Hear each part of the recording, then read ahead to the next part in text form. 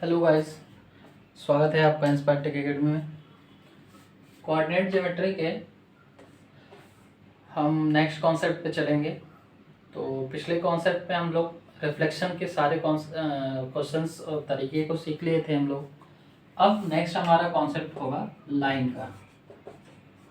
क्या होगा? लाइन।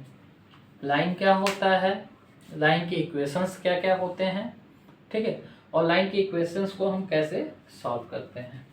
ठीक, तो ये हमारा कोऑर्डिनेट हो गया। तो लाइन इक्वेशन समझने से पहले एक चीज हम लोग देख लेते हैं कि ये हमारा जो एक्स एक्सिस है और वाई एक्सिस है, तो यहाँ पे जो सेंटर वाली बात होती है, तो सेंटर से ऊपर कभी भी जाएंगे तो y की वैल्यू बढ़ेगी, x की वैल्यू क्या होगी? कांस्टेंट होगी। तो अगर कहेगा कि कोई बिंदु या कोई कोऑर्डिनेट y अक्ष पर स्थित है, इसका मतलब क्या होगा? अगर y अक्ष पर स्थित है यानी कि इनके ऊपर x पे स्थित है, तो x की वैल्यू क्या होगी हमेशा? तो यहाँ पे x इक्वल टू क्या हो जाएगा? 0 हो जाएगा। ये आप पहली चीज ध्यान रखें। दूसरी बात कि अगर पूछे कहेगा कोई बिंदु x अक्ष पर स्थित है, तो उसका कोऑर्डिनेट क्या होगा? तो y इक्वल टू 0। यानी कि यहाँ पे देखो, ये यहाँ पे आप कहीं पे भी बढ़ेंगे तो x की वैल्यू तो चेंज होगी, x की वैल्यू बढ़ेगी, मगर y की वैल्यू चेंज नहीं होगी, 0 होगी। यानी कि अगर x अक्ष पर कहेगा तो y इक्वल टू 0, y अक्ष पर कहेगा at the point of y axis, then x equal to 0, and at the point at the a point at the y axis x axis, then y equal to 0। ठीक है, तो ये चीज आप हमेशा याद रखेंगे। तो ये याद रहा। तो लाइन का इक्वेशन जो होता है वो y equal to mx plus C होता है। ये हमारा स्टैंडर्ड फॉर्मूला होता है किसी भी लाइन के इक्वेशन का। ठीक है, किसी भी लाइन के समीकरण का फॉर्मूला होता है, इक्वेशन होता है y equal to M x plus c. M क्या होता है? अब देखो, y एक्सिस पे कोऑर्डिनेट, x एक्सिस पे coordinate, c constant, y tangent, या इसको हिंदी में प्रवणता कहते हैं। ठीक है, क्या कहते हैं? प्रवणता। यहाँ पे m की वैल्यू जो होती है ये हमारा y2 माइनस y1 अपान x2 माइनस x1 ये होती है। जब हम दो बिंदुओं के बीच की दूरी पढ़ाएंगे तो उसमें ये चीज आपको देखने को मिलेगा।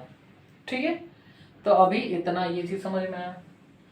अब देखिएगा कि अगर आपसे कहेगा कि कोई लाइन y एक्स पर है, अगर कहेगा कि कोई लाइन y एक्स पर स्थित है, तो उसका समीकरण ज्ञात करिए। तो क्या हो जाएगा? पहली पॉइंट ये चीज याद रखें, y एक्सिस पर कह रहा है तो x इक्वल टू क्या हो जाएगा? 0। यानी कि x इक्वल टू 0 होने पे इस समीकरण में रखेंगे तो क्या निकल के आएगा? y equal to c। ठीक है, क्या निकल के आएगा? ये पूरा टर्म 0 हो जाएगा, y इक्वल टू c। तो ये क्या हो जाएगा? ये हो जाएगा कोई लाइन y एक्स पे है तो वाई एक्स पे लाइन का समीकरण जो होता है वो वाई इक्वल टू सी। यहीं पे अगर कह दे कि कोई लाइन एक्स एक्सिस पे है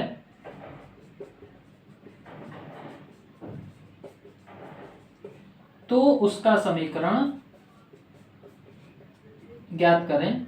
ठीक है, तो जब वो एक्स एक्सिस पे है तो y इक्वल टू क्या हो जाएगा 0। ये आपको पहले यहाँ पे हम समझा चुके हैं। अब 0 होने पे फिर हमारा x इक्वल टू क्या हो जाएगा। अब देखिए 0 होने पे अब आपको ये ध्यान देना है कि यहाँ पे y इक्वल टू 0 हो गया। अब y इक्वल टू 0 होने पे ठीक है mx प्लस सी, ठीक है, तो ये हो जाएगा माइनस सी। अब चूंकि ये कांस्टेंट होता है तो इसको हम प्लस माइनस नहीं लिखते हैं, तो केवल हम प्लस ले लेते हैं। तो x इक्वल टू सी, ये क्या हो जाएगा x एक्सिस का समीकरण। ठीक है, ये हो जाएगा, ये क्या हो जाएगा y एक्सिस का समीकरण। ठीक है, तो ये आपका 2 समीकरण हो जाएगा। अगर इसको हम ग्राफ के तौर पे बना के दिखाना चाहें, ठीक है, तो क्या बनेगा, ये हमारा हो जाएगा, ये देखो y इक्वल टू इस पे क्या आ रहा है आपका, y इक्वल टू इस पे क्या आ रहा है, ये हो जाएगा x इक्वल टू सी, यानी कि ये हमारा x अक्ष के सापेक्ष समीकरण हो गया। ये हमारा अगर लाइन हो गया तो क्या हो जाएगा y इक्वल टू सी। ठीक है, ये हमारा इस लाइन का समीकरण हो गया। तो ये आपका डायग्राम हो जाएगा। ठीक है, तो इतना चीजें समझ में आया आपको, क्या समझना है। तो लाइन में इक्वेशन क्या होता है, तो y equal to M x plus C. C क्या है, कॉन्स्टेंट है, x क्या है, x एक्सिस पे वैल्यू, y क्या है, y एक्सिस पे वैल्यू, m क्या है, टेंजेंट यानी कि प्रवणता। ठीक है, जिसकी वैल्यू होता है y2 minus y1 upon x2 minus x1। ये आगे चल के आपको समझ में आएगा। ठीक, कोई बिंदु अगर y अक्ष पे है तो उसमें x की वैल्यू 0, कोई बिंदु x अक्ष पे है तो उसकी y की वैल्यू 0 हो जाएगी। ठीक, यहाँ पे अगर कोई लाइन y एक्सिस पर है स्थित है, ठीक है, यानी कि y एक्सिस के सापेक्ष कोई हम समीकरण बनाए लाइन, तो उसकी वैल्यू जो होती है y इक्वल टू सी और x की वैल्यू 0 हो जाती है। यहाँ पे अगर हम x एक्सिस के सापेक्ष कोई हम लाइन बनाए तो उसका समीकरण हमारा x इक्वल टू y हो जाता है। ठीक है, इतना क्लियर हुआ। अब देखिए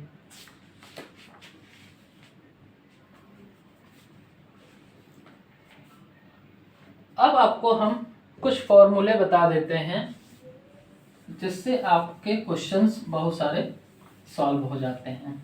अभी देखिए लाइन के क्वेश्चंस आगे भी आएंगे, अभी केवल और केवल हम फॉर्मूला के बारे में चर्चा किए हैं। ठीक, फॉर्मूला और उसका रिप्रेजेंटेशन कैसे होता है, बाकी बाद में हम इस पर प्रैक्टिस भी आपको कराएंगे कुछ क्वेश्चंस के।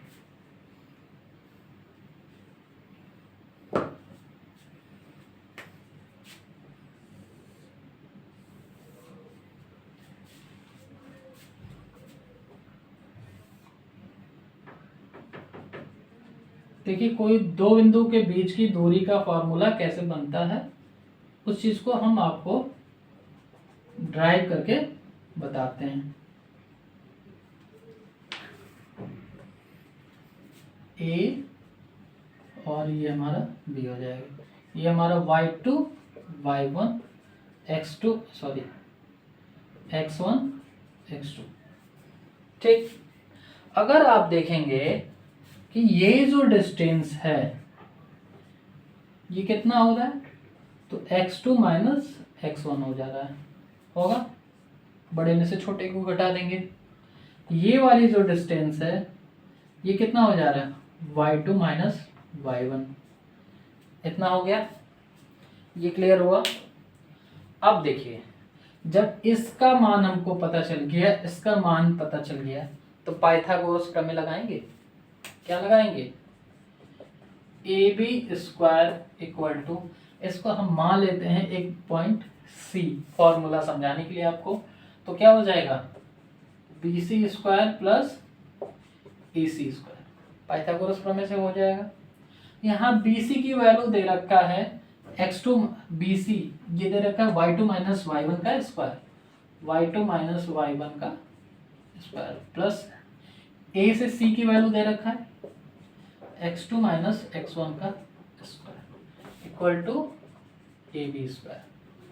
तो हमारा AB क्या हो जाएगा, AB equal to under root y2 minus y1 का square plus x2 minus x1 का स्क्वायर। ठीक है, यही हो जाता है आपका, अगर दो बिंदु के निर्देशांक दे रखे हो तो उस दो बिंदु से मिलने वाली बिंदु का दो बिंदुओं के बीच की दूरी का फॉर्मूला। ठीक है, ये हो जाता है डिस्टेंस का फॉर्मूला। ठीक, इतना क्लियर। अगर आपसे कह दे, मान लीजिए इसी में आपसे कह दे ये हमारा ओरिजिन है और ए है, ठीक है, तो यहां से यहां के बीच की दूरी, ठीक है, क्या कह दे, ये ए है, कह दे हमें कि ओरिजिन से ए के बीच की दूरी। तो आपको पता है कि ओरिजिन का निर्देशांक हमारा 0 0 होता है, से ए का मान क्या है हमारा x1 का मान y1 के बीच की दूरी हमको फाइंड आउट करना है। तो कैसे करेंगे, तो इसको हम d मान लें, तो d इक्वल टू क्या हो जाएगा अंडर रूट y2 हमारा क्या है, इसको हम y मान ले। ठीक है, y2 क्या है, y माइनस 0 का स्क्वायर प्लस x माइनस 0 का स्क्वायर, ये हो जाएगा equal to under root y² plus x², या इसको हम ऐसे भी लिख सकते हैं x² प्लस y², ये हो जाएगा d।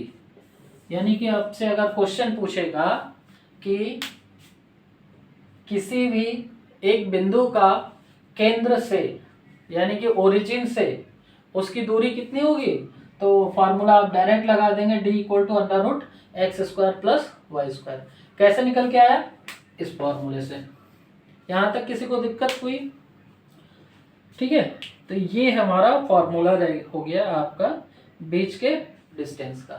ठीक, तो इस तरीके के क्वेश्चंस को भी आप सॉल्व कर सकते हैं। जैसे एग्जांपल के तौर पे हम फॉर्मूला, एक तो ये फॉर्मूला हो गया, तो इसी फॉर्मूले बेस पे अगर हम दे दें कि किसी बिंदु 4,5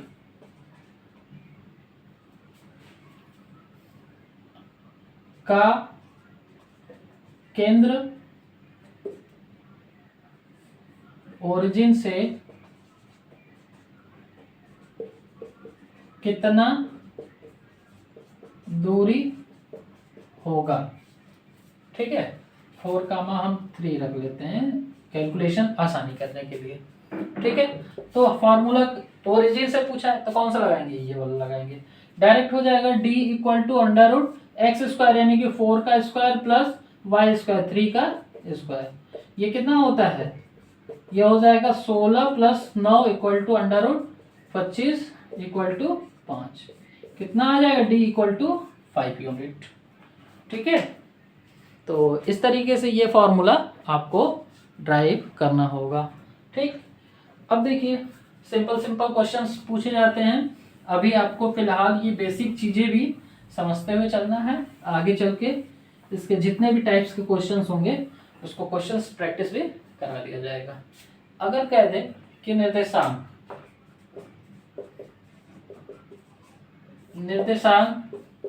4,3 एवं 6,8 के बीच दूरी ज्ञात करें। ठीक है, ये क्वेश्चन देखिएगा, क्या करेंगे, ये फॉर्मूला लगाएंगे d equal to under root क्या है y2 माइनस y1, y2 क्या है हमारा, ये है, ये हमारा y2 है, ये हमारा x2 है, ये हमारा x1 है। y2 की वैल्यू 8 माइनस 4 का स्क्वायर प्लस 6 माइनस 3 का स्क्वायर इक्वल टू कितना हो जाएगा, यहाँ पे √4 का स्क्वायर प्लस 3 का स्क्वायर, फिर वही आ जाएगा। डी इक्वल टू क्या हो जाएगा, √16 plus 9 equal to √25 equal to 5 unit. ठीक है, ये हमारा दोनों के बीच की दूरी का फॉर्मूला हो जाएगा। ठीक है,